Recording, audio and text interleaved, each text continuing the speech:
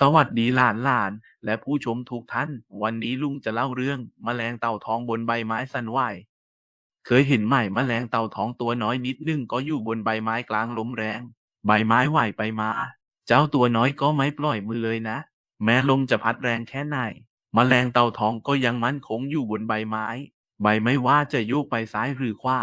แมลงเต่าทองก็จับแน่นไม่ปล่อยนั่นแหละคือความมั่นคงในใจของเจ้าตัวเล็กนี้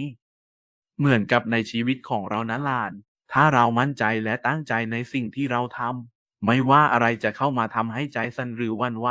เราก็จะไม่ปล่อยมือจากเป้าหมายของเรา ไม่ว่าจะเจอปัญหายากลำบากแค่ไหน เราก็จะยังอยู่ในเส้นทางของเราเหมือนไม่ยอมให้ลมแรงมาทำให้เราตกลงไป ฉะนั้นถ้าอยากเป็นคนที่เติบโตไปได้ดีอดทนกับสิ่งที่เจอลองจำแมลงเต่าทองตัวนี้ไว้มั่นคงในใจและจับมั่นเป้าหมายไว้ให้มันเหมือนแมลงเต่าทองบนใบไม้สั่นไหวนี้แหละหลานจ๋าขอบใจที่ฟังลุงเล่ามานะเดี๋ยวลุงจะเล่าเรื่อง